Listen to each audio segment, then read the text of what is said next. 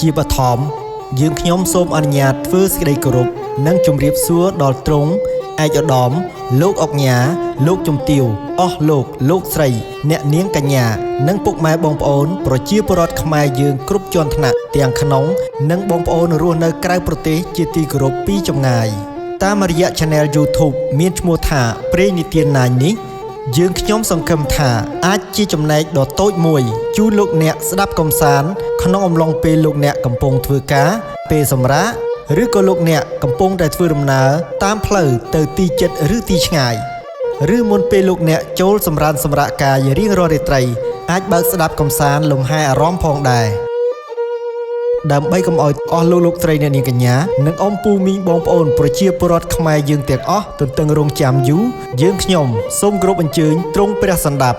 និងស្ដាប់កំសាន្តនៅរឿងព្រេងនិទានខ្មែរយើងមានជាបន្តបន្ទាប់ដូចតទៅ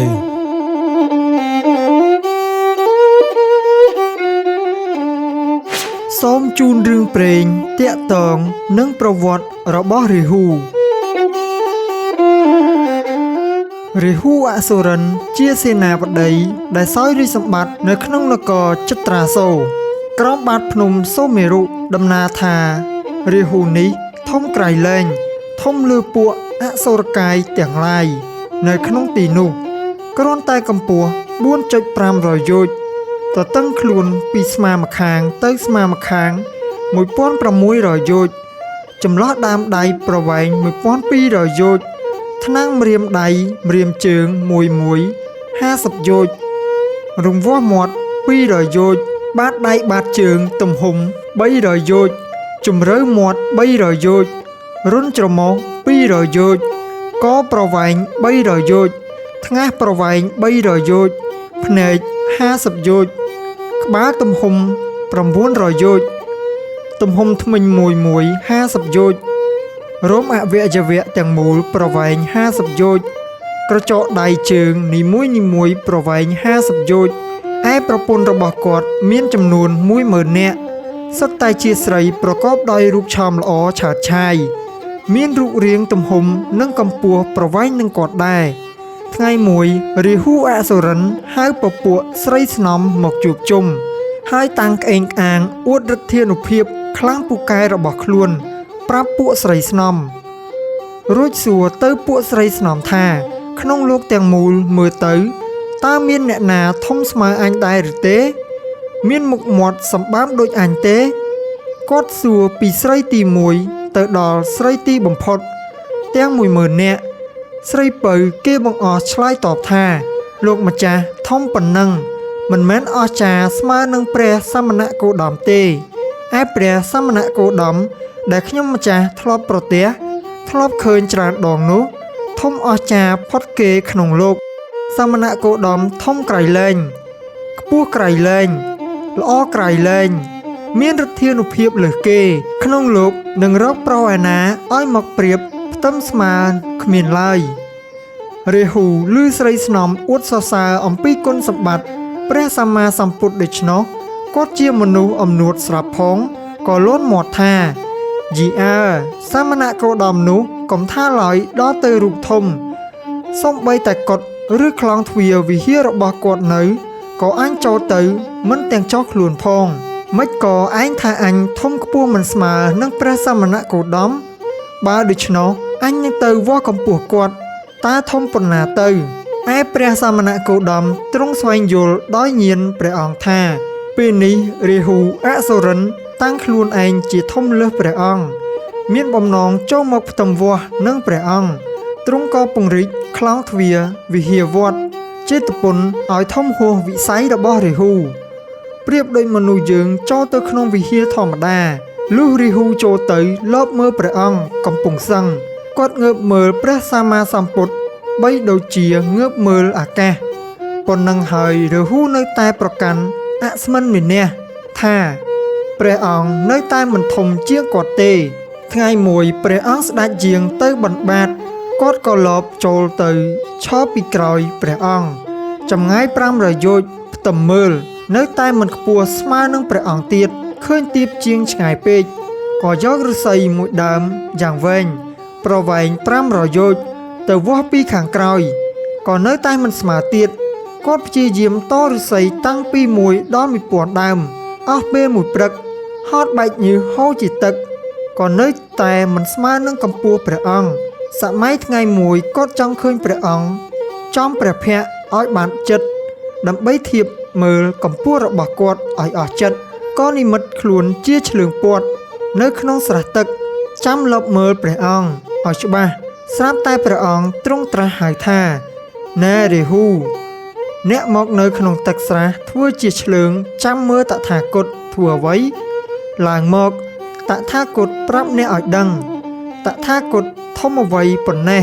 ពួកព្រំនៅឯឋានព្រំធំជាងតថាគតទៅទៀតរាហូនឹកក្នុងចិត្តថាសមណគោតមនេះធំជាងអញទៅហើយឥឡូវនៅមានព្រះព្រំនោះធំដែរក៏នឹកអៀនខ្មាស់ស្រីស្នំរបស់ខ្លួនលែងវិលទៅទីកន្លែងវិញទើបសុំតាមព្រះអង្គទៅមើលព្រំទៀតព្រះសម្មាសម្ពុទ្ធក៏ឲ្យរាហូតោងជាជីពរហោះទៅបិណ្ឌបាតឯឋានព្រំលុះឃើញរាហូតោងនៅនឹងជាជីពរដូច្នោះក៏ទូលព្រះអង្គថាចៃនៅនឹងជីពរព្រះអង្គរាហូរត់តែខ្មាស់ព្រំថែមទៀតដោយគិតថាអញធំសម្បើមដែរឥឡូវព្រំថាឯងតូចដូចចៃទ្រាំនៅពុំបានក៏លាព្រះអង្គចុះមកទីកន្លែងរបស់ខ្លួនវិញព្រះអង្គបានផ្ដាំរាហូថាអ្នកចុះទៅវិញកុំឈប់នៅពាក់កណ្ដាលផ្លូវបើស្រេកទឹកកុំឈប់ផឹកទឹកឡើយរាហូមកដល់ពាក់កណ្ដាលផ្លូវឃើញស្រះមានទឹកថ្លាមានផ្កាឈូកក្រអូបល្វែងល្វើយភ្លេចពាក្យបណ្ដាំរបស់ព្រះពុទ្ធអង្គក៏ចុះទៅត្រាំក្នុងទឹកស្រះនោះត្រឹមក្លៀកស្រាប់តែដាច់មួយកំណាត់ខ្លួនធ្លាក់បាត់ទៅរឿងដើមកំណើតនៃរាហូព្រះអាទិត្យនិងព្រះច័ន្ទក្នុងសាសនារបស់ព្រះពុទ្ធវេទភូតមានកហបតីប្តីប្រពន្ធនៅក្នុងនគរហង្សាវតីជាអ្នកមានសទ្ធាជ្រះថ្លាថ្វាយទានរាប់បាតដល់ព្រះពុទ្ធព្រះអង្គនោះរៀងរាល់ថ្ងៃគាត់មានកូនប្រុស3នាក់កូនបងឈ្មោះវតីកុមារកូនកណ្ដាលឈ្មោះថុលកុមារកូនពៅឈ្មោះទីឃាវុត្តកុមារលុះមេដាបិតាធ្វើមរណកាលទៅមានការមួយថ្ងៃបងប្អូនទាំង3នាក់មកប្រជុំគិតគ្នាយើងគិតនាំគ្នាដណ្ដាំបាយដាក់បាតព្រះសម្មាសម្ពុទ្ធរក្សាវង្សត្រកូលមេដាបិតាយើងទុកប្អូនទាំង2នាក់ឆ្លើយតបថាបងឯងត្រូវជាអ្នកកាន់វែកចាំដួសបាយចុះប្អូនកណ្ដាលត្រូវលាងឆ្នាំងច្រកអង្ករលាងយកទៅដាក់ដណ្ដាំឯប្អូនពៅត្រូវជាអ្នកដុតភ្លើងបងប្អូនទាំង3នាក់នោះចែកមុខក្រសួងគ្នារៀងខ្លួនប្អូនពៅខំដុតភ្លើងឲ្យឆេះឡើងខ្លាំងណាស់ឆ្នាំងបាយនោះក៏ពុះឡើងសន្ធោសន្ធៅមហិមាឯកូនច្បងនោះលុះទៅកាន់វែកកោបាយលុះកោបាយទៅត្រូវវេទនានឹងផ្សែងចូលភ្នែកក៏យកវែកបាយវាយក្បាលប្អូនពៅហើយជេរថាឯងដូចម្ដេចក៏ដុតភ្លើងមិនឲ្យឆេះឡើងប្អូនពៅខឹងនឹងបងក៏តបថាបងឯងមិនចេះត្រេះរិះឲ្យវែងឆ្ងាយសោះហ៊ានយកវែកវាយក្បាលអញដូចជាអញនេះខ្ញុំកំដរនៅស៊ីឈ្នួលវាថាហើយក៏បួងដៃដល់ទៅបងវិញប្រវាយប្រតប់ឆ្លោះគ្នាប្អូនពៅមានកម្លាំងក៏ស្ទុះទៅរកអង្រែមកវាយសំពងបងប្អូនកណ្ដាលក៏ស្ទុះទៅជួយបងការពារកុំឲ្យវាយបានលុះបានដណ្ដាំបាយឆ្អិនកាលណាក៏ដកដួសបាយចែកគ្នា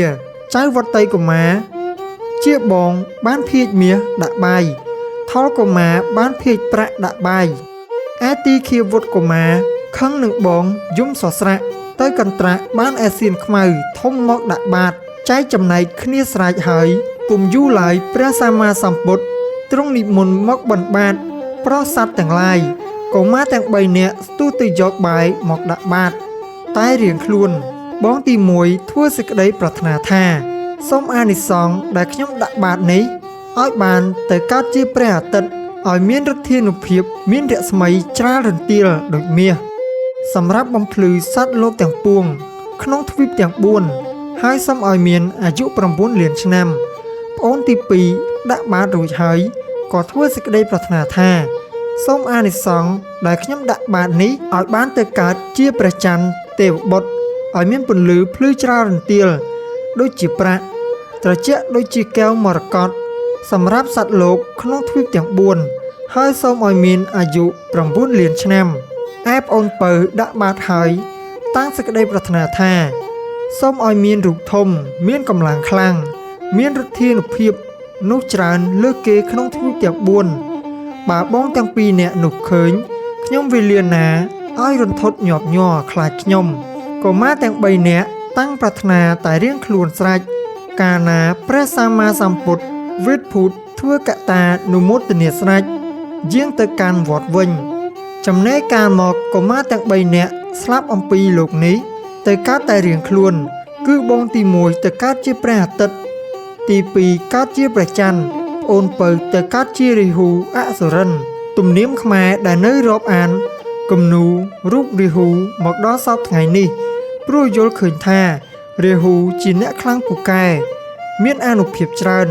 បានជាគេគូនៅហោជាងវិហារឬជញ្ជាំងប្រាសាទឬក៏ស្នាក់នៅជាប់នឹងខ្លួនផងគឺគេចង់ឲ្យខ្លួនគេបានពូកែដើម្បីការពារនៅភ័យអន្តរាយទាំងឡាយមានខ្មោចបិសាចជាដើម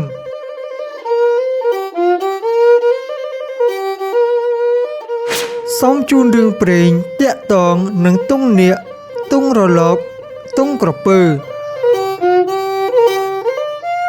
ទង់នាគទង់រលកនិងទង់ក្រពើនេះមិនមែនទើបតែនឹងមានក្នុងសម័យឥឡូវនេះទេហើយនៅក្នុងនគរខ្មែរទាំងមូលក៏មានជនមាយុជននិយមប្រើគ្រប់ស្រុកតែមានសេចក្តីអធិប្បាយខុសៗគ្នាចំពោះអ្នកស្រុកសេរីសោភ័ណ្ឌវិញគេសំអាងទៅលើរឿងដូចខាងក្រោមទង់នាគទង់រលកកាលនោះព្រះពុទ្ធបរមគ្រូនៃយើងទ្រង់ចូលបរិនិព្វានទៅហើយពួកពុទ្ធបរិស័ទដែលប្រព្រឹត្តតាមពុទ្ធវចនៈក្នុងការជាខាងក្រោមមានកតញ្ញូកតវេទីចំពោះព្រះអង្គប្រាថ្នាលើកដំកើងព្រះពុទ្ធសាសនាក៏នាំគ្នាគិតកសាងចលមនីចេតិយនៅទីកន្លែងមួយដ៏សមគួរដើម្បីបញ្ចុះធាតុរបស់ព្រះអង្គក៏តាំងចាត់ការកសាងមួយរំពេចអ្នកខ្លះយកនេះអ្នកខ្លះយកនោះទៅតាមកិច្ចដែលខ្លួនធ្វើត្បិតនោះឯងស្រាប់តែពួកមេរាធិរាជនាំគ្នាមកផ្ចាញ់ផ្ចាលជាឧបសគ្គមិនឲ្យចាត់ការកសាងបានគឺធ្វើឲ្យអ្នកខ្លះចុកពោះអ្នកខ្លះឈឺក្បាលអ្នកខ្លះក្រញាក់ហើមមុខមាត់ដេកធ្ងោត្រហយំស្រែកលឺលាន់រំពងត្រហឹងអើងកងទើបមានបុរសម្នាក់ជាប្រមុខការរត់ទៅពិតថេរដីកាដល់ព្រះឧបកុតថេរថាពួកអ្នកធ្វើការកសាងទាំងអម្បាលម៉ាននោះឥឡូវនេះស្រាប់តែឈឺយំរំអួយទាំងអស់គ្នាអត់មានអ្នកណាធ្វើការកើតទេព្រះឧបកុតថេរយល់ការច្បាស់ថាមិនមានអ្នកណាទេប្រកាសជាក្រុងមារធ្វើការផ្ចាញ់ផ្ចាលទៀតហើយលោកក៏និមន្តទៅសូត្រមន្តបាចទឹកដាក់អំបៅឲ្យអ្នករងគ្រោះទាំងនោះរោគគាព្យាធិក៏វិនាសខ្ចាត់ខ្ចាយអស់ទៅក្រុងមារតល់គំនិតធ្វើអីមិនកើតក៏ខ្លាញ់ខ្លួនជាបុរសម្នាក់ចូលទៅសុំបុព្វជាក្នុងសំណាក់ព្រះឧបកុតថេរមុននឹងអនុញ្ញាតឲ្យបួសឧបកុតថេរសួរយកការសពគ្រប់បុរសនោះទទួលថាខ្ញុំមកសុំបួសដោយសទ្ធាជ្រះថ្លាពេញទីមិនមែនមកបួសបន្លំដើម្បីបង្ខូចសាសនាព្រះពុទ្ធទេទើបឧបកុតថេរអធិដ្ឋានដោយបញ្ចេញសម្លេងឲ្យលាន់ឮឡើងថាយីជីវរនេះបើបុរសឯងបួសដោយការជ្រះថ្លាមែនសូមឲ្យស្ថិតនៅល្អជាប្រក្រតីចុះតែបើអ្នកឯងបួសដោយបន្លំដើម្បីផ្ចាញ់ផ្ចាលនៅពួកយើងជាអ្នកកាន់ព្រះពុទ្ធសាសនាសូមឲ្យជីវរនេះខ្លាចទៅជាគម្រោងឆ្កែជាប់នៅនឹងកអ្នកចោះកុំឲ្យអ្នកឯណាជួយស្រាយបានឡើយព្រះឧបកុតថេរថា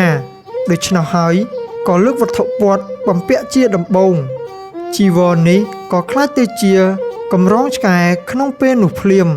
បុរសកម្រងគឺក្រុងមារនោះក៏ស្ទុះរត់ទៅទាំងកម្រងស្អុយជាប់នឹងខ្លួនសូមឲ្យគេជួយក៏មិនមានអ្នកណាជួយដោះបានសោះទើបឧបកុតថេរប្រាប់ទៅព្រះពុទ្ធសាមណនិកាយថាក្រុងមារខ្លែងខ្លួនជាបុរសមកសុំភ្នោះនេះគឺដើម្បីផ្ចាញ់ផ្ចាលពួកយើងអ្នកកាន់ព្រះពុទ្ធសាសនា មានរូបអាត្មាជាដើមតែមិនអីទេក្រុងមាសនឹងវិនាសសាបសូន្យដោយឫទ្ធិរបស់យើងជាប្រកបចំណែកក្រុងមាសដែលជាប់ស្អុយស្ទុះរត់ទៅពឹងអ្នកណាជួយក៏មិនបានក៏ចូលមកលន់តួសូមចោះចាញ់ដោយទទួលកំហុសរបស់ខ្លួនហើយអង្វរថាសូមព្រះអង្គម្ចាស់អភ័យទោសមេត្តាសង្គ្រោះស្រាយចំណងឲ្យទៀនព្រះឧបកុតថេរក៏ផ្ចាញ់ផ្ចាលក្រុងមាសដោយប្រការផ្សេងព្រមទាំងចាប់ក្រុងមាសយកទៅចងភ្ជាប់នឹងកំពូលភ្នំចិត្តកោដ្ឋផងក្រុងមាសខាងណាស់ក៏ស្ទុះផ្ដាច់ចំណងទៅទាំងត្រដចំណងឧបកុតថេរក៏យឺតចេញទៅចម្ងាយប្រមាណ2ព្យាមរួចរួញកន្ត្រាក់ក្រុងមាសមកវិញឲ្យទង្គិចនឹងថ្មភ្នំស្ទើរស្លាប់អស់វិរៈ3ដងព្រោះចំណងនោះយឺតដូចកៅស៊ូទាញទៅរួញមកដោយមុនរបស់ព្រះឧបកុតថេរក្រុងមាសទាល់គំនិតក៏ទ្រហោយំរៀបរាប់សពប្រការថាការព្រះពុទ្ធគង់នៅឡើយមិនដែលមានអង្គណាមកបៀតបៀនខ្លួនអាត្មាអញដូច្នេះម្ដងសោះទើបតែអង្គឧបកុតថេរនេះធ្វើបាបខ្លួនអញយ៉ាងទារុណជាទីបំផុតព្រះឧបកុតថេរបានឮសំឡេងក្រុងមាសទើបមានដីកាផ្ចាញ់ផ្ចាលដោយប្រការផ្សេងហើយប្រាប់ទៅក្រុងមាសថា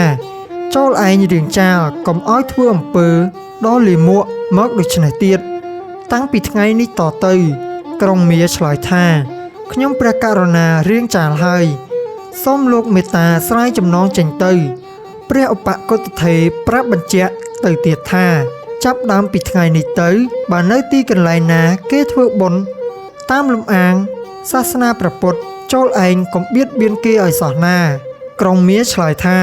ខ្ញុំព្រះករុណាចាំបានហើយសូមមេត្តាសង្គ្រោះខ្ញុំផងត្បិតខ្ញុំទ្រាំស្អុយនេះមិនបានទេដាច់ខ្យល់ស្លាប់ឥឡូវហើយព្រះឧបកុតថេរប្រាប់ហើយប្រាប់ទៀតថាកន្លែងណាដែលគេធ្វើបុណ្យតាមលំអាងសាសនាព្រះពុទ្ធនឹងមានដតទុងរលក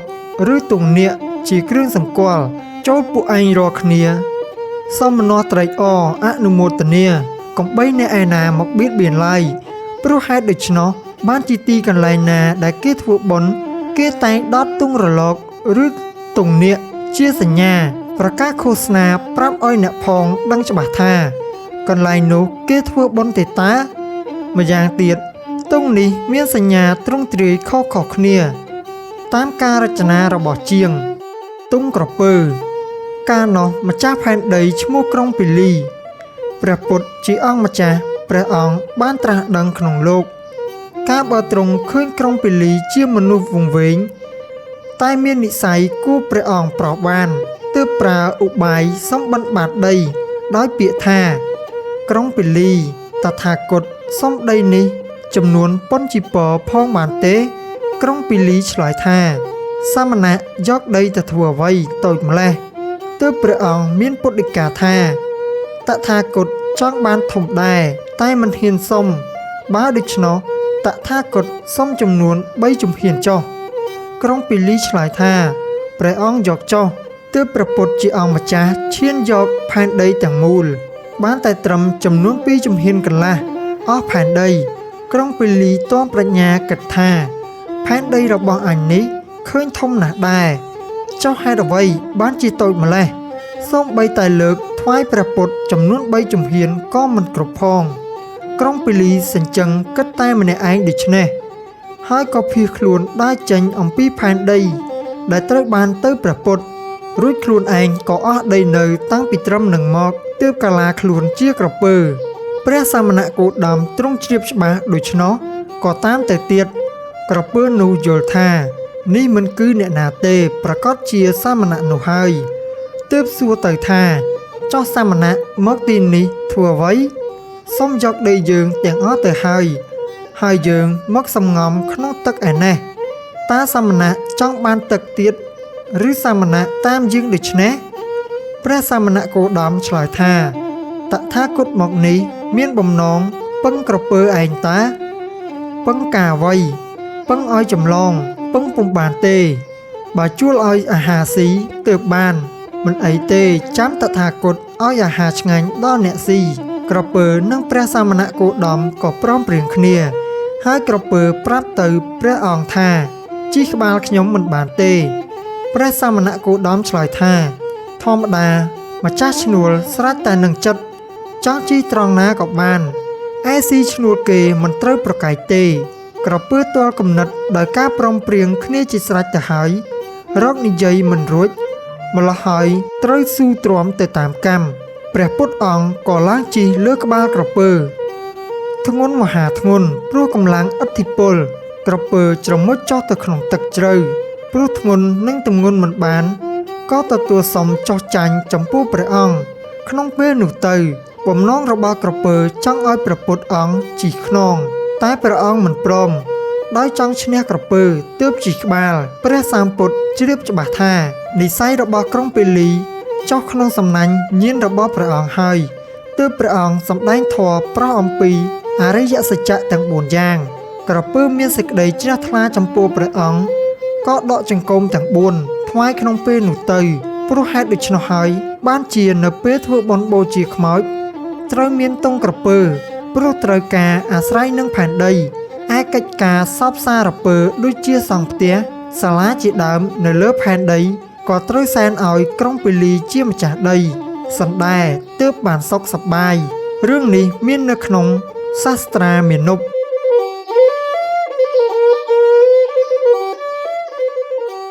សូមជូនរឿងព្រេងតាក់ទងនឹងពិធីបណ្ដែតប្រទីប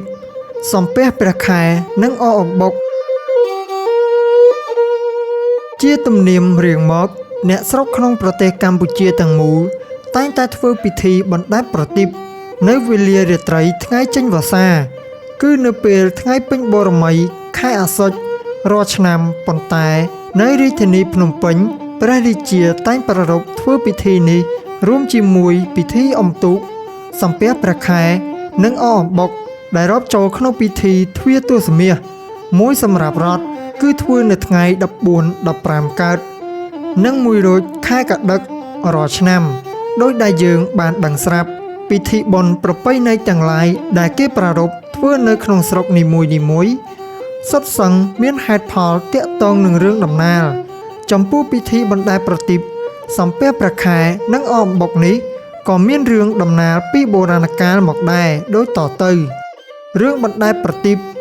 ក្នុងកាលពីព្រេងនាយនាខាងដើមនៃកបៈយើងនេះមានសត្វក្អែកសញីឈ្មោលបានកាច់សម្បុកពងនៅនឹងឈើមួយដើមដែលដុះនៅឆ្នេរសមុទ្រហើយបានបញ្ចេញពងតាមធម្មជាតិជាសត្វនោះចំនួន5ថ្ងៃមួយជាទេសកាលបណ្ដាលឲ្យមានភ្លៀងព្យុះបក់បោកគួចយកសម្បុកបក្សីព្រមទាំងពងឲ្យធ្លាក់ចុះចូលទៅក្នុងទឹកកំពុងហូរលុះពេលល្ងាចក្អែកញីឈ្មោលហើរត្រឡប់មកពីរកចំណីវិញស្រាប់តែបាត់សម្បុកព្រមទាំងពងហើយឃើញស្នាមបាក់រប៉ាត់រប៉ាយអាចឲ្យយល់បានថាពិតជាមានការអន្តរាយបណ្ដាលអំពីខ្យល់ព្យុះប៉ុន្តែក្អែកញីឈ្មោលនោះនៅមិនអស់ចិត្តចេះតែសញ្ជប់សញ្ជឹងគិតក្រែងដូច្នេះក៏វិយោគបោកប្រានព្រោះស្ដាយស្រណោះពងតតែស្លាប់ទាំងគូទៅហើយក៏ទៅកើតជាព្រះឥន្ទ្រាធិរាជនៅនាត្រៃត្រង់សួគ៌ទេវលោកនិយាយអំពីពងក្អែកទាំង5ដែលធ្លាក់ទៅក្នុងទឹកហើយត្រូវខ្សែទឹកហូរនាំយកទៅនោះក៏ទៅធ្លាក់ក្នុងកណ្ដាប់ដៃនៃសត្វមាន់ស្ដេចនាគអណ្ដើកគោនិងខ្លាដែលបានរើសមួយ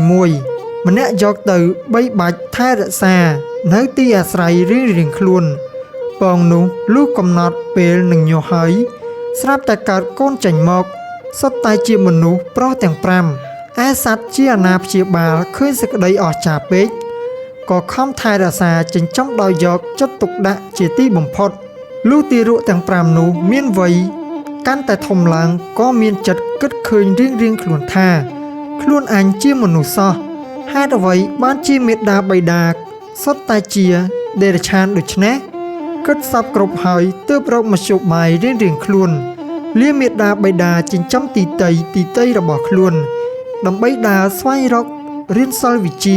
សន្សំកុសលកសាងពុទ្ធភូមិរៀងៗខ្លួនសត្វជាអាណាព្យាបាលទាំង5មានបណ្ដាំតែមួយដូចគ្នាថាបើកូនចេញទៅធ្វើការកសាងពុទ្ធភូមិបានសម្រេចនៅថ្ងៃណាវេលាណាយើងសូមផ្ញើឈ្មោះរបស់យើងឲ្យនៅជាប់នឹងឈ្មោះអ្នកផង មាននប់ទាំង5ការចេញចាកឋានមេដាបៃតាចិញ្ចឹមរៀងខ្លួនមកក៏មកជួបគ្នាទាំង5នាក់នៅកន្លែងមួយលុះសាកសួរគ្នាទៅឃើញថាមានគំនិតព្រមទាំងហេតុភេទដូចគ្នាក៏សុំគ្នាធ្វើជាបងប្អូនរួមរស់ជាមួយគ្នារហូតទៅថ្ងៃមួយនៅវេលាដែលមាននប់ទាំង5នាក់កំពុងតែជជែកគ្នារកមេដាបៃតាដើមនោះព្រះឥន្ទព្រមទាំងអគ្គមហេសីដែលជាមេដាបៃតាដើមក៏និមិត្តខ្លួនជាក្អែកសញីឈ្មោលហើរមកទុំលើមែកឈើចិត្តនោះហើយសារសាប់ប្រាប់មេនប់ទាំង5ឲ្យបានជឿប្រកាសថាខ្លួននេះឯងហើយជាមេដាបៃតាដើមមេនប់ទាំង5ក៏លុតជង្គង់ថ្វាយបង្គំចំពោះបុព្វបុរសទាំងពីរថ្លែងសេចក្តីស្ដាយចំពោះការមិនបានទៅនៅបំរើឪពុកម្ដាយនោះព្រោះក្អែកសទាំងគូមិនអនុញ្ញាតឲ្យទៅនៅជាមួយទេគ្រាន់តែផ្ដាំថាបើកូនរាល់គ្នារលឹកអាល័យយើងណាហើយចង់បូជាអ្វីដល់យើងទាំងពីរនាក់ចោលកូនគូសខ្វែងជើងក្អែកនៅគ្រប់វត្ថុដែលជាសំណែននោះហើយឧទ្ទិសឲ្យយើងទៅអំពីនេះមុខជានឹងបានផ្សាយផលដល់យើងមិនខានឡើយថាតែប៉ុណ្ណោះហើយក៏អន្តរាយបាត់ទៅមាននប់ទាំង5បានចាំបណ្ដាំហើយក៏នាំគ្នាទៅរករៀនសិលវិជ្ជាបួសជាតាបោះចម្រើនពតក្នុងព្រៃខាងក្រោយមកក៏នាំគ្នាធ្វើបុណ្យទានរំលឹកគុណតាមបណ្ដាំនោះជាដរាបព្រមទាំងគូសខ្វែងជើងក្អែកនៅលើវត្ថុជាតំណាងសែនរួចបណ្ដែតតាមខ្សែទឹកហូរទៅដើម្បីបូជាក្អែកញីឈ្មោលរហូតជាទំនៀមទម្លាប់មកដល់សពថ្ងៃនេះប៉ុន្តែតាមមតិអ្នកស្រុកខ្លះសំអាងថាគេធ្វើពិធីបណ្ដែតប្រទីបនេះដើម្បីឧទ្ទិសបូជាដល់ព្រះពុទ្ធបាទនិងព្រះចង្កូមកែវដែលប្រតិស្ថាននៅនាពិភពនាគរួមសេចក្តីទៅឃើញថាទោះបីអាចារ្យដែលពោលថាការធ្វើពិធីនេះដើម្បីឧទ្ទិសបូជាដល់ព្រះពុទ្ធបាទក្តីដល់ព្រះចង្កូមកែវក្តីដល់ក្អែកសញីឈ្មោះក្តីថាដល់ព្រះចលាមណីចេតិយក្តីក៏សុទ្ធសឹងតែមានហេតុផលល្អចំពោះព្រះពុទ្ធសាសនាដូចគ្នាគឺមានសេចក្តីស្របគ្នាច្រើនមិនមានជាទំនាស់ប៉ុន្មានទេឯគម្ពីររតនសង្គ្រោះក្តីសាស្ត្រាក្អែកសក្តីគម្ពីរពុទ្ធវង្សក្តីពុំមានបង្គាប់ថាឲ្យធ្វើបុណ្យយ៉ាងនេះឬយ៉ាងណានោះឡើយប៉ុន្តែអាស្រ័យលើរឿងរ៉ាវទាំងនេះបុរាណអាចារ្យចេះតែផ្សំថែមធ្វើមករហូតទាល់តែជាទំនៀមទម្លាប់ដល់សពថ្ងៃរឿងសំពះព្រះខែអអំបុកមានដំណើរថាក្នុងការពីព្រៃនាយការប្រពុតបរមគ្រូនៃយើងទាំងឡាយត្រាស់បង្កប់អន្ទោលជាតិក្នុងវាលវដ្តសង្សារនៅឡើយនៅក្នុងជាតិមួយព្រះអង្គទ្រង់យាងមកកំណើតជាសត្វទន្សាយនៅរាល់ថ្ងៃពេញបូរមីទន្សាយពោធិសត្វតែងសមាទានរក្សាឧបោសថសិលដោយឧទ្ទិសជីវិតព្រះអង្គជាទានបរមបារមីដើម្បីបំពេញព្រះពោធិសម្ភារៈឲ្យបានត្រាស់ដឹងជាព្រះពុទ្ធនៅថ្ងៃពេញបូរមីមួយព្រះឥន្ទទ្រង់ជ្រាបក៏កាឡាខ្លួនជាព្រាហ្មណ៍ចាស់មកសុំសាច់ព្រះអង្គជាអាហារព្រះពោធិសត្វសុខចិត្តបូជាជីវិតដើម្បីឲ្យសាច់ដល់ព្រាហ្មណ៍ចាស់ប៉ុន្តែព្រាហ្មណ៍ចាស់ទូលព្រះអង្គថាខ្លួនគាត់កាន់សិលមកយូរហើយមិនអាចនឹងសម្លាប់សត្វបានទេទើបទន្សាយពោធិសត្វបង្កប់ឲ្យព្រាហ្មណ៍បង្កាត់ភ្លើងឡើងរួចក៏លោតចូលសម្លាប់ខ្លួនដើម្បីឲ្យបានសាច់ដល់ព្រាហ្មណ៍បរិភោគប៉ុន្តែមុននឹងលោតចូលទៅក្នុងភ្នក់ភ្លើងនោះព្រះអង្គទ្រង់អធិដ្ឋានថាសូមឲ្យព្រះឆាយាល័ក្ខណ៍នៃព្រះអង្គទៅប្រតិស្ថានផ្ដិតជាប់នៅនឹងមណ្ឌលព្រះច័ន្ទរហូតលុះទីបំផុតកបៈដោយអនុភាពនៃទានបរមបារមីនោះអាស្រ័យរឿងនេះទើបបានជារូបភាពទន្សាយមានប្រកបនឹងមណ្ឌលព្រះច័ន្ទដោយដែលយើងមើលឃើញសពថ្ងៃនេះលុះចំណេរតមកក្រោយបណ្ដាជននាំគ្នារំលឹកកំណើតទន្សាយពោធិសត្វនេះទើបធ្វើពិធីបុណ្យដែលគេហៅថាអអំបុកសំពះព្រះខែគឺសំពះព្រះឆាយាល័ក្ខណ៍ព្រះពោធិសត្វនោះឯងឲ្យនាំគ្នាជ្រើសរើសចំណីអាហារណាដែលជាទីគាប់ចិត្តតម្រូវនឹងអធ្យាស្រ័យនៃសត្វទន្សាយមានចេកអំបុកដំឡូងដូងត្រាវជាដើមយកមកឧទ្ទិសថ្វាយផ្ទាល់ជាហូរហែជាប់ជាទំនៀមទម្លាប់មក រហូតដល់សព្វថ្ងៃអ្នកស្រុកបានជាប្រារព្ធធ្វើពិធីសំពះព្រះខែអកអំបុកនៅថ្ងៃពេញបូរមីខែកដឹកនេះព្រោះជាពេលដំណាច់វស្សានកាលផងជាពេលសម្បូរដោយចេកអំបុកអំពៅត្រាវដំឡូងផង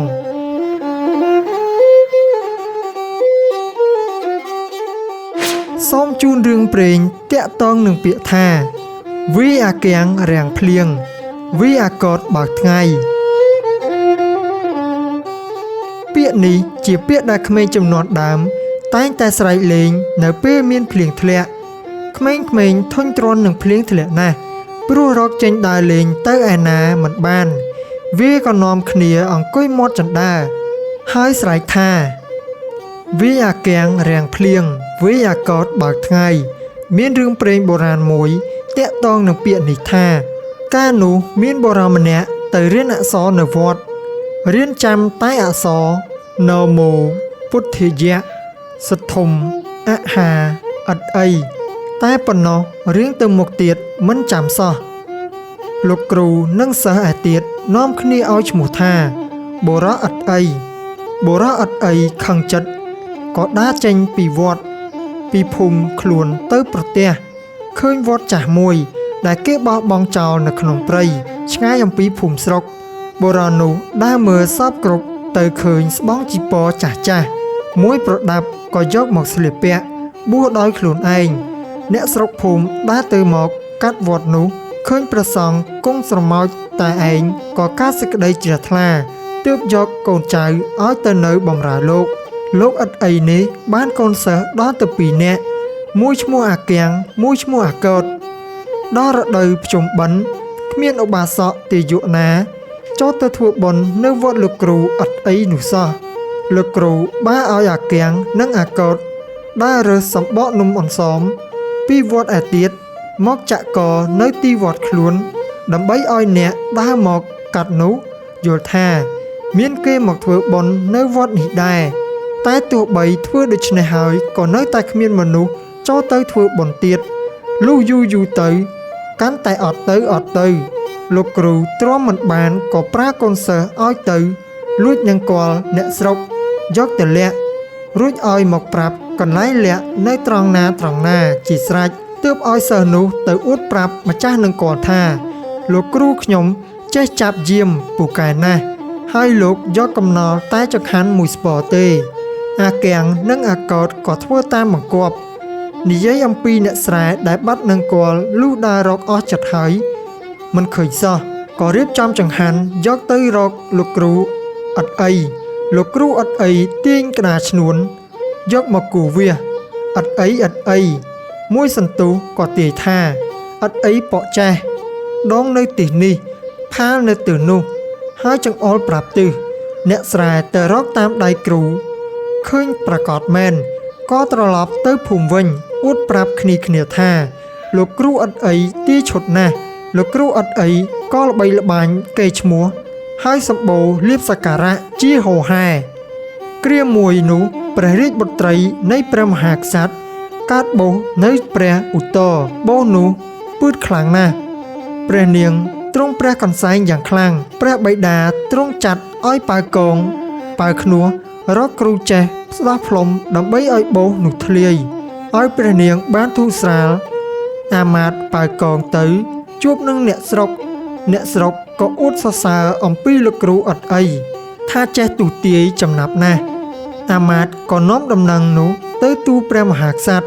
ព្រះមហាក្សត្រទ្រង់ឲ្យប្រើនិមន្តលោកគ្រូអត់អីនោះមកជាប្រញាប់លុះរាជអាមាត្យចូលទៅក្រាបថ្វាយបង្គំលោកគ្រូទូតាមដំណើរហើយលោកគ្រូភ័យខ្លាំងណាស់មិនដឹងប្រកែកយ៉ាងណាក៏ឡើងគង់លើឲ្យគេសែងយកទៅលុះដល់ពាក់កណ្ដាលផ្លូវលោកគ្រូប្រុងរត់គេចក៏សុំអ្នកសែងឲ្យដាក់លោកចុះដើម្បីទៅដោះទុក្ខសត្វលោកដើរចូលព្រៃបំរុងនឹងវេះពួនឲ្យបាត់តែពួកអាមាត្យចេះតែដើរតាមជាប់ពីក្រោយលោកដើរទៅស្រាប់តែប្រទះនឹងកុកគ្រោងមួយនៅក្នុងត្រពាំងលោកភ្ញាក់លាន់មកថាកុកគ្រោងខ្ពស់ចង្គ្រោងចោតហើយដើរទៅទៀតប្រទះឃើញសត្វទន្សាយមួយទន្សាយនោះក៏ផ្អើលលោតផ្លោតទៅជន់លើសត្វកង្កែបស្រែកវឹបរត់ចូលទៅក្នុងគុម្ពស្មៅ លោកគ្រូកិច្ចខ្លួនមិនរួចក៏ត្រឡប់មកលើគ្រែវិញចូលទៅដល់ក្នុងវាំងលោកគ្រូភ័យណាស់ដើរទាំងរញីរញ័រស្ដេចក៏និមន្តលោកឲ្យចូលទៅក្នុងប្រាសាទព្រះរាជបុត្រីដែលកំពុងទ្រង់ព្រះកន្សែងព្រោះបោះពឺតខ្លាំងណាស់លោកគ្រូឃើញព្រះនាងទ្រង់ព្រះកន្សែងអាណិតណាស់មិនដឹងគិតដូចម្ដេចបើខ្លួនមិនចេះអ្វីសោះតែទទួលនឹកឃើញរឿងនៅពេលដែលខ្លួនកិច្ចទៅពួនក៏ស្រែកឡើងថាកុកក្រងខ្ពស់ចង្ក្រងចោតទន្សាយលោតផ្លោតកង្កែបស្រែកវករួចលោកស្ដោះផែតទៅលើបោះព្រះនាងឮគាថាលោកគ្រូផ្លែកចម្លែកក៏អស់សំឡេងខឹសបោះដែលធ្លាយឡើងមុខខ្មៅរលោងប្រងតែនឹងធ្លាយក៏ធ្លាយខ្ទុះវូនាំឲ្យបាត់ពឺតភ្លាមព្រះរាជាឃើញដូច្នោះយល់ថាលោកគ្រូអត់អីពូកែមែនក៏រៀបសង់កុដិសាលាហើយទំនុកបំរុងវត្តនោះជាអចិន្ត្រៃយ៍មនុស្សម្នាក៏ចោះចូលទៅធ្វើបុណ្យនៅវត្តនោះយ៉ាងកុះករជាងវត្តនានាលុះកន្លងយូរទៅនៅក្នុងនគរនោះគ្មានភ្លៀងសោះក្តៅរីងស្ងួតហួតអស់ទឹកបឹងបួរស្លាប់គោស្លាប់ក្របីអ្នកស្រុកចលាចលនាំគ្នាឡើងទៅទូលស្ដេចឲ្យជួយដោះទុក្ខភ័យនោះព្រះរាជាទ្រង់ត្រាស់ប្រាឲ្យរាជអាមាត្យទៅនិមន្តលោកគ្រូឥតអីមកទូទាយមើលរាជអាមាត្យក៏យកទៅនិមន្តលោកគ្រូដូចមុនទៀតលោកគ្រូភ័យណាស់មិនដឹងជាទាយដូចម្ដេចបើខ្លួនគ្មានចេះអ្វីសោះគិតថាម្ដងនេះច្បាស់ជាស្ដេចយកទោសដល់ជីវិតហើយគិតរកផ្លូវកិច្ចវែដូចមុនទៀតតែជាភ័ព្វវាសនាល្អរុក្ខទេវតាដែលនៅក្នុងព្រៃនោះមានចិត្តអាណិតលោកក៏និមិត្តខ្លួនជាកង្កែបមេកូននិយាយសួរគ្នាថាម៉ែកាលណាទើបមានភ្លៀងធ្លាក់បើក្តៅស្ងួតយ៉ាងនេះ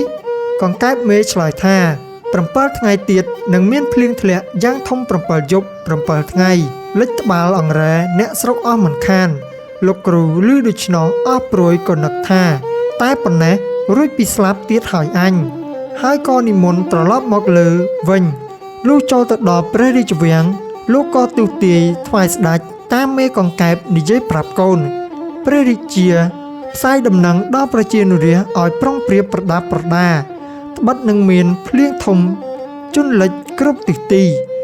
ការទើបនឹងភ្លៀងថ្ងៃដំបូងអ្នកស្រុកត្រេកអរគ្រប់គ្នាប៉ុន្តែលុះភ្លៀងមិនស្រាកស្រាសោះទឹកក៏ជន់លិចរកដើរទៅណាមកណាមិនរួចគូពពែទាំងឡាយក៏មិនដឹងជានាំយកទៅទុកដាក់ឯណារងាញ័រញាក់គ្រប់ប្រានអ្នកស្រុកក៏នាំគ្នាទៅរកលោកគ្រូឥតអីឲ្យជួយបញ្ឈប់ភ្លៀងឯលោកគ្រូឥតអីក្រឡេកឃើញអ្នកស្រុកដើរមកតម្រង់វត្តទាំងវងពីចម្ងាយនឹកឆ្ងល់ណាស់ក៏ប្រើកូនសិស្សឲ្យរត់ចេញទៅសួរមើលតើគេមកមានការអ្វីក៏មកច្រើនគ្នាម្ល៉េះអាគាំងទៅសួរដឹងរឿងថាគេមករកលោកគ្រូសូមធ្វើឲ្យបាត់ភ្លៀងក៏ទៅទូលលោកគ្រូតាមដំណើរលោកគ្រូប្រាប់អាគាំងថាកាលណាគេចូលមកដល់អញនឹងធ្វើជាខឹងដេញវាយឯងកុំឲ្យគេសួរអញកើតលុះអ្នកស្រុកចូលទៅដល់លោកគ្រូកន្ត្រាក់ដំបងដេញវាយអាគាំងមែនអាគាំងរត់ទៅក្រៅវត្តលោកក៏ដេញតាមទៅទៀតទទួលពេលនោះភ្លៀងក៏រាំងល្មមអ្នកស្រុកត្រេកអរណាស់នាំគ្នានិយាយថាលោកគ្រូដេញវាយអាគាំងរាំងភ្លៀងក្រៅពីរាំងភ្លៀងមកចំនួន 3-4 ថ្ងៃមេឃនៅតែស្រទុំមិនព្រមបើកថ្ងៃសោះអ្នកស្រុករកហាលអ្វីក៏មិនកើតក៏នាំគ្នាទៅរកលោកគ្រូឥតអីម្ដងទៀតលោកគ្រូក៏ចាប់វាយអាកោតម្ដងធ្វើដោយកាលធ្វើជាមួយអាគាំងកំពុងតែដេញវាយអាកោតនោះស្រាប់តែពពករសាត់ចេញអស់ពន្លឺព្រះអាទិត្យក៏រះឡើងអ្នកស្រុកអរណាស់នាំគ្នាស្រែកថាលោកគ្រូវាយអាកោតបើកថ្ងៃត្រង់នេះហើយដែលអ្នកស្រុកនិងក្មេងចំនួនមុនកាលណាភ្លៀងក្ររាំងតែងតែស្រែកថាវាយអាគាំងរាំងភ្លៀងវាយអាកោតបើកថ្ងៃជារហូតមកខាងក្រោយយូរមកទៀតព្រះរាជាទ្រង់ធ្វើពិធីបុណ្យមួយយ៉ាងធំក្នុងព្រះបរមរាជវាំងឲ្យនិមន្តលោកគ្រូឥតអីទៅទេសនាព្រោះព្រះអង្គទ្រង់ចាត់ទុកលោកគ្រូអង្គនេះជាអ្នកចេះដឹងជាងគេហើយប្រគេនអាសនៈដ៏ខ្ពង់ខ្ពស់ជាងគេលោកគ្រូភ័យណាស់មិនដឹងគិតដូចម្ដេចដោយយប់ស្ងាត់ក៏ដុតវត្តអារាមចោលលុះព្រឹកឡើងលោកក៏និមន្តទៅវាំងអាចារ្យក៏គោះរគាំង 3 ដងជាសញ្ញាឲ្យលោកសម្ដែងធម៌លោកគ្រូតាំងស្រែកទ្រហោយំមើលទៅស្ដេចត្រាស់សួរថាហេតុម្ដេចក៏យំលោកថាអាត្មាទេមិនកើតទេស្ដាយគម្ពីរដែលឆេះពីយប់មិញខ្លាំងណាស់ព្រះរាជាទ្រង់អនុគ្រោះឲ្យនិមន្តលោកឯទៀតទេសជំនួសទៅឯទីកន្លែងវត្តលោកគ្រូអត់អីនៅដល់សព្វថ្ងៃត្រង់ភូមិអង្គររឹងឃុំព្រះស្រែស្រុកឧដុង្គខេត្តកំពង់ស្ពឺគេហៅទួលអត់អីដល់សព្វថ្ងៃ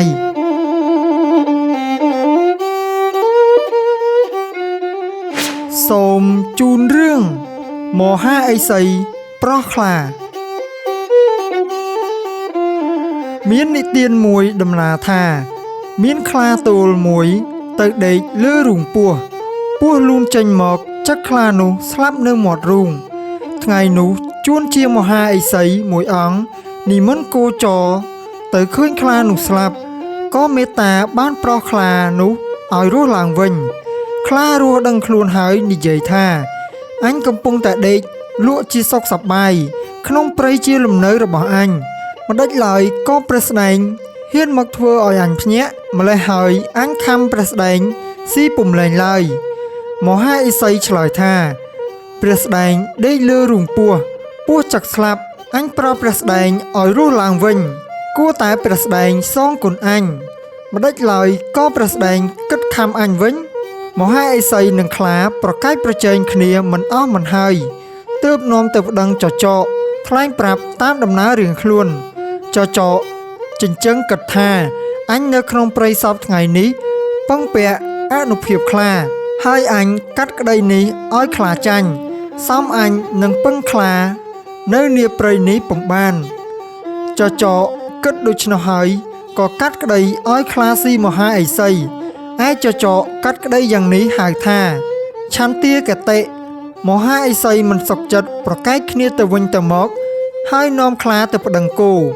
ថ្លែងប្រាប់តាមដំណើររឿងខ្លួនដូចមុនគោគិតថាបើអញកាត់សេចក្តីឲ្យខ្លាចាញ់សំខ្លានេះស្អប់អញវានឹងខំអញមិនខានឡើយទើបគោកាត់សេចក្តីឲ្យខ្លាស៊ីមហាឥសីគោកាត់ក្តីយ៉ាងនេះហៅថាភយាកតិមហាឥសីមិនសុខចិត្តនាំខ្លាទៅប្តឹងស្វាគិតថាកាលមុនមានបុរសម្នាក់ធ្លាក់ទៅក្នុងអណ្ដូងឪពុកអញជួយសង្គ្រោះយោងឡើងមកលើមាត់អណ្ដូងបានមានខ្លាមួយគិតមកស៊ីបុរសនោះឪពុកអញនាំបុរសនោះឲ្យឡើងទៅលើដើមឈើបានរួចពីភ័យបុរសនោះបែរជាចិត្តអាក្រក់សម្លាប់ឪពុកអញវិញស្វាគិតដូច្នោះហើយទើបកាត់ក្តីឲ្យខ្លាស៊ីមហាឥសីស្វាកាត់ក្តីយ៉ាងនេះហៅថាទោសាកតិមហាឥសីមិនសុខចិត្តនាំខ្លាទៅប្តឹងថ្មាតគិតថាសពថ្ងៃនេះអញបានរំពាសំណល់អំពីខ្លាជាអាហារចំណីប្រក្រតីមិនដែលដាច់ឡើយទើបអញកាត់ក្តីនេះឲ្យខ្លាចាញ់មុខជាខ្លានឹងខឹងអញមិនដេចឡើយអញនឹងបានស៊ីរំពាខ្លានេះទៀតថ្មាតគិតដូច្នេះហើយក៏កាត់ក្តីឲ្យខ្លាស៊ីមហាឥសីថ្មាតកាត់ក្តីយ៉ាងនេះហៅថាលោកកាកតិឥសីមិនសុខចិត្តនាំខ្លាទៅប្តឹងទេវរៈគិតថាមនុស្សទាំងពួងដើរព្រៃអាស្រ័យដោយម្លប់ឈើផងទាំងឡាយចេះតែកាប់មែកហែកសន្លឹកស្ទុះសម្បកទេវរៈគិតដូច្នេះហើយក៏កាត់ក្តីឲ្យខ្លាស៊ីមហាឥសីទេវរៈកាត់ក្តីយ៉ាងនេះហៅថាមហាកតិមិនទៀងត្រង់ឡើយមហាឥសីមិនសុខចិត្តនាំខ្លាទៅប្តឹងទន្សាយប្រាប់ថាខ្លានេះដេកលើរុនពស់វែ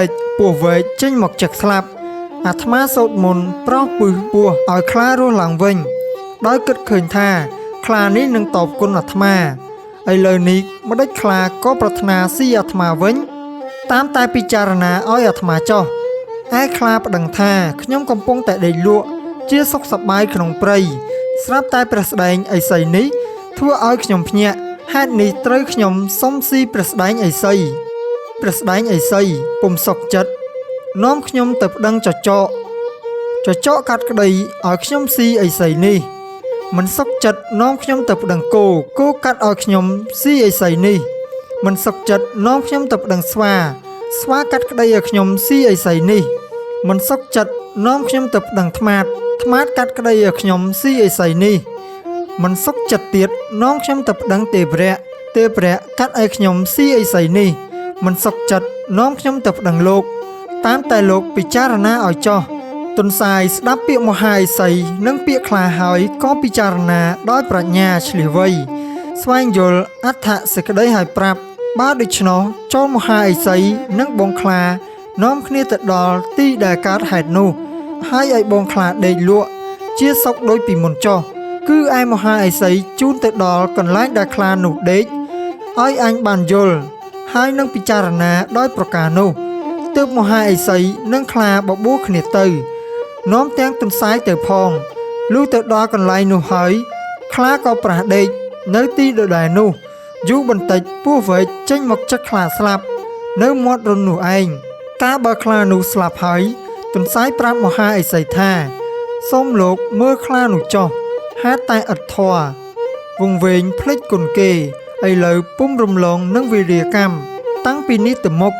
លោកកុំធ្វើគុណនឹងខ្លាឲ្យសោះឯទន្សាយកាត់ក្តីយ៉ាងនេះហៅថាសុគតិកេមណាំងដំណើរល្អគឺសុចរិតយុត្តិធម៌ហោង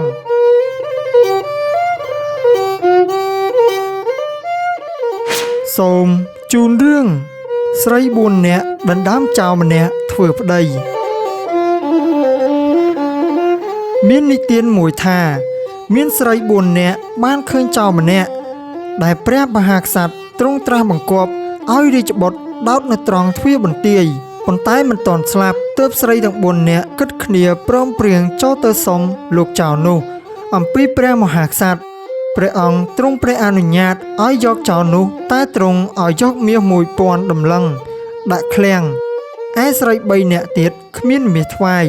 មានតែស្រីម្នាក់បានមាស1000តម្លឹងថ្វាយជាថ្លៃចោលលុះរួចជ្រះស្រឡះហើយ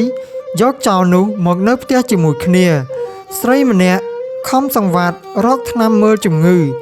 ស្រីម្នាក់ខំសង្វាតរក្សាមើលដោះលាងទូសំអុយសពថ្ងៃស្រីម្នាក់ខំសង្វាតរកស៊ីលក់ដូរយកប្រាក់ចិញ្ចឹមលុះចំណេរយូរទៅចៅនោះបានសះជាជំងឺហើយស្រីទាំង4នាក់ឆ្លោះប្រកែកគ្នាដណ្ដើមចៅម្នាក់ធ្វើប្តីតែសពខ្លួនប៉ុន្តែចែកមិនដាច់ស្រេចព្រោះគ្មានអ្នកណាសម្រេចសេចក្តីឲ្យទើបនាងទាំង4នាក់នាំគ្នាទៅចៅក្រមជម្រាបប្តឹងតាមដំណើររៀងខ្លួនចៅក្រមជំនុំជម្រះក្តីនោះពុំបានក៏នាំនាងទាំង4នាក់ឡើងក្រាបបង្គំទូលព្រះមហាក្សត្រតាមដំណើរទីតីស្រីទាំង4នាក់ក្រាបទូលថាបើសេចក្តីដូច្នេះតើចៅនេះនឹងបានជាប្តីរបស់ស្រីណាព្រះមហាក្សត្រទ្រង់ព្រះពិចារណាក្នុងព្រះរាជហឫទ័យស្វែងយល់ស្រេចហើយទើបទ្រង់មានព្រះបន្ទូលបង្គាប់ថានាងដែលមានតែមាសឲ្យទៅលួសចោលយកមកហើយមិនបានថែរក្សារកថ្នាំចាំជំងឺមិនបានដេកអោបក្រុងរក្សាមើលជំងឺនោះត្រូវទុកជាម្ដាយឯនាងដែលខំសង្វាតដេកអោបក្រុងរក្សាមើលទាំងជំងឺដោះលាងសំអុយអសោចសោកថ្ងៃនោះត្រូវបានជាប្រពន្ធព្រះស្ដែងចៅនោះ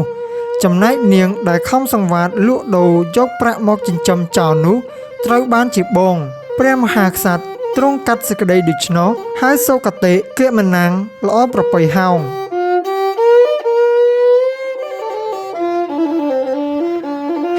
សូមជូនរឿង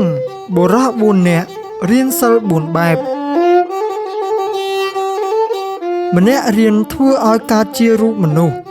ម្នាក់រៀនធ្វើឲ្យមានអវយវៈម្នាក់រៀនធ្វើឲ្យមានសាច់ឈាមពណ៌សម្បុរម្នាក់រៀនធ្វើឲ្យមានជីវិតចេះនិយាយស្ដីមាននិទានមួយថាមានបុរស4នាក់ទៅស្វែងរករៀនសិលសាស្ត្រឯកតសិលាមហានគរលុះរៀនបានចេះចប់សពគ្រប់ហើយក៏លាលោកគ្រូអាចារ្យត្រឡប់មកស្រុកខ្លួនវិញកាលមកដល់ពាក់កណ្ដាលផ្លូវក៏ឈប់សម្រាកនៅទី1ក្នុងព្រៃទីនោះមានខ្លាកាចសាហាវជាច្រើននឹងដេកមិនលក់សោះបុរសទាំង4នាក់នោះគិតគ្នាថាគួរតែយើងយកឈើមកធ្វើជារូបមនុស្សស្រីឲ្យដេកកំដរយើងលុះគិតព្រមគ្នាហើយបុរសម្នាក់យកឈើមកធ្វើជារូបរាងខ្លួនប្រាណបុរសម្នាក់ ឆ្លាក់រចនាសម្រាប់ជារូបអង្គឲ្យល្អល្អះត្រចះត្រចង់សពសារពាងកាយមានទាំងកេរខ្មាស់ផងបុរសម្នាក់សូត្រខ្សែបមុនឧបទេសបន្ទន់សាច់ឲ្យមានពណ៌សម្បុរល្អិតល្អព្រមទាំងឲ្យមានសម្លៀកបំពាក់ដណ្ដប់ស្បៃវិស័យជាមនុស្សពិតបុរសម្នាក់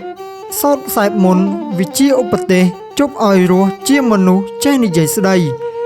កាលបុរសទាំង4នាក់យកឈើមកធ្វើឲ្យកើតជារូបមនុស្ស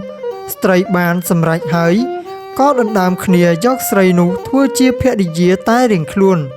ប្រកែកជជែកគ្នាទៅវិញទៅមកគ្មានអ្នកណាជំនុំជម្រះសម្រេចឲ្យសោះទើបនាំគ្នាទៅប្តឹងចៅក្រមតាមដំណើររឿង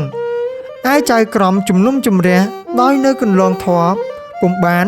ក៏នាំបុរសទាំង4នាក់នោះឡើងក្រាបបង្គំទូលព្រះមហាក្សត្រតាមដំណើរគ្រប់ប្រការបុរសទាំង4នាក់ក្រាបទូលសួរថាសូមទ្រង់មេត្តាប្រោសបើសេចក្តីដូច្នេះតើស្រីនេះគួរបានជាប្រពន្ធអ្នកណាទ្រង់ព្រះមហាក្សត្រពិចារណាស្វែងយល់ស្រេចហើយទ្រង់មានព្រះបន្ទូលថាបុរសដែលយកឈើមកធ្វើជារូបរាងសាងឡើងជាអង្គនោះត្រូវបានជាម្ដាយបុរសដែលឆ្លាក់សម្រេចរូបរាងផ្ចិតផ្ចង់គ្រប់ប្រការឲ្យល្អល្អះសពសារពាងកាយមានទាំងកេរខ្មាស់ផងនោះត្រូវបានជាប្រពន្ធបុរសដែលសូត្រខ្សែបមុនឧបទេសបន្ទន់សាច់សម្បុរស្បែកឲ្យល្អិតល្អឲ្យមានសម្លៀកបំពាក់ដណ្ដប់ស្បែកវិស័យមនុស្សពិតត្រូវបានជាបងឯបុរសដែលសូត្រខ្សែបមុនឧបទេសជប់ឲ្យរស់ជាមនុស្សមានវិញ្ញាណ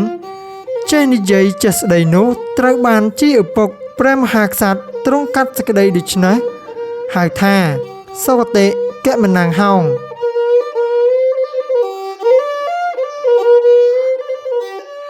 សូមជូនរឿងអន្តរាយរិទ្ធីនៃសត្វអសត្តរៈ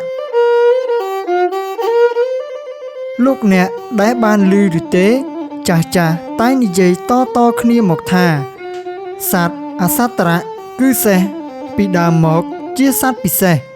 ចេះហោះចេះហើរដើរលើអាកាសបានតែតមកខាងក្រោយក៏ត្រូវគេកាត់សរសៃហោះចោលទៅដូចមានស្នាមនៅជើងអសត្តរៈជាផុសតាងស្រាប់តែពុំដឹងថាជានរណាជាអ្នកកាត់ហើយកាត់នោះតើដោយហេតុអ្វីពុំមានចែងច្បាប់លោកអ្នកដែលបានឃើញឬទេសត្វអសត្តរៈកាន់ចរិតមួយយ៉ាងជាប់ជានិច្ចគឺថាសត្វពួកនេះតែងជួយគ្នាវេលាណាតែងចូលទៅហិតមាត់គ្នាជាដរាបដែលវាប្រព្រឹត្តដូច្នេះដោយមានហេតុរឿងដើមដូចម្ដេចចាស់បានដំណើរមកថាក្នុងសម័យបឋមកាលបៈនោះ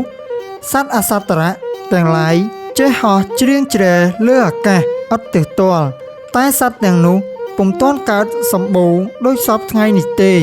មានតែនៅក្នុងវត្តជាយានជំនិះរបស់អ្នកបួសដែលកាន់ធម៌សុចរិតសម្រាប់ជិះហោះទៅយកចង្ហាន់នៅឧត្តរកុរទ្វីបម្ដងមានសម័យថ្ងៃមួយនោះព្រះមហាក្សត្រចាត់អាមាត្យដាំបាយមធុបាយៈយកទៅប្រគេនលោកអ្នកបួសទាំងនោះលោកក៏ទទួលទុកដើម្បីឆាន់ដល់ទៅ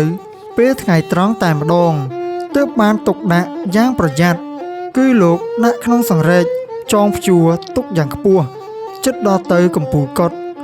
រួចលោកនាំអ្នកបួសជាបរិស័ទចូលទៅស្មឹងស្មាតក្នុងវិហារដើម្បីថ្វាយព្រះរាជកុសលដល់ព្រះមហាក្សត្រដែលជាម្ចាស់ទានលុះចប់កិច្ចហើយលោកក៏នាំបរិស័ទមកកាន់កុដិវិញនៅឱកាសដែលលោកប្រជុំស្មឹងស្មាតនោះសត្វអសន្តរៈធំក្លិនក្រអូបបាយមធំបាយៈទ្រាំពុំបានក៏ហោះចូលទៅក្នុងកុដិហើយកយគុណរកស្រង់តាមក្លិនទៅឃើញបាយមធំបាយៈព្យួរទុកលើសង្រែកក៏យកមកបរិភោគអស់រលីងឥតសេសសល់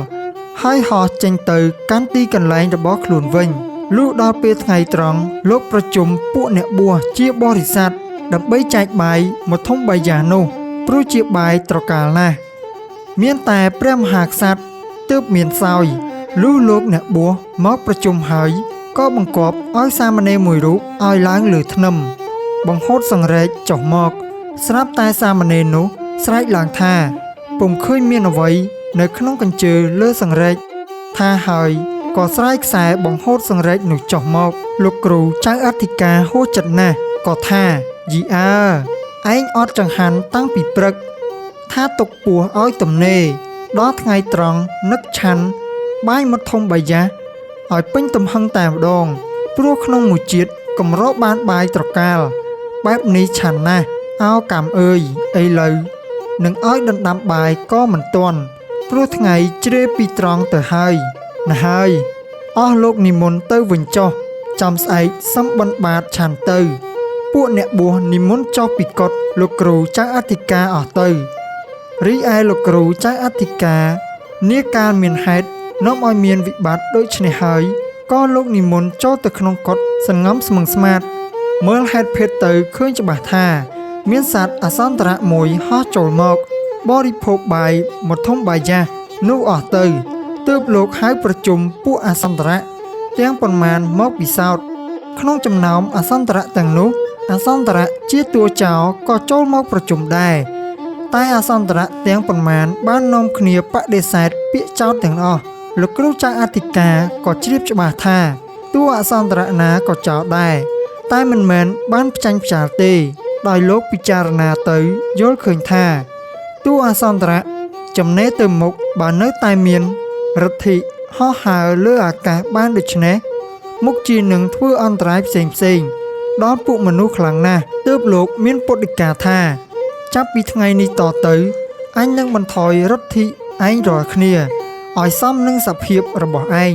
ដែលល្មមទៅរួមរស់ជាមួយនឹងពួកមនុស្សបានលុះលោកបានប្រាប់ដូច្នេះហើយទើបលោកយកកបិតកោវះកាត់សរសៃហោះរបស់សត្វអសន្តរៈទាំងនោះចេញហើយលោកប្រាប់ថាតាំងពីថ្ងៃនេះតរៀងទៅត្រូវឯងរាល់គ្នាទៅជាសត្វបម្រើមនុស្សលោកដើម្បីដោះថ្លៃបាយបឋមបាយយ៉ាដែលមនុស្សទាំងឡាយគេចិញ្ចឹមអ្នកបួសចាប់ដើមពីនោះមកសត្វអសន្តរៈទាំងឡាយលែងចេះហោះហើរបានទៀតក៏មានសេចក្តីតូចចិត្តទូមនោះនិងអសន្តរៈដែលរកមុខមិនឃើញក្នុងកិច្ចប្រព្រឹត្តចោលកម្មនោះទើបនាំគ្នាតាំងបដិញ្ញាថានឹងស៊ើបរកមុខឲ្យឃើញប្រកាសហើយនឹងព្រួតគ្នាធ្វើទិរណកម្មឲ្យធ្ងន់ពេញកម្លាំងតែម្ដងហេតុនេះហើយបានជាអសន្តរៈទាំងឡាយតែកាលណាបានជួបគ្នាវាតែងហិតគ្នាទៅវិញទៅមកលុះហិតបានក្លិនទៅវិញទៅមកឃើញដូចជាក្លិនបាយមកធំបាយយ៉ាក៏ចោទគ្នាទៅវិញទៅមកហើយស្រែកប្រកែកដោយសំឡេងយ៉ាងខ្លាំងថាទេលួចគេវាក្រាន់តែគេតន់វាក្រែល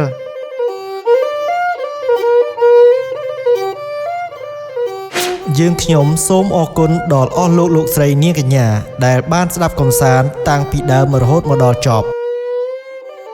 សូមលោកអ្នកចុច Subscribe ដើម្បីទទួលបាននូវរឿងព្រេងនិទានជាច្រើនបន្តបន្ទាប់ទៀតសូមអរគុណ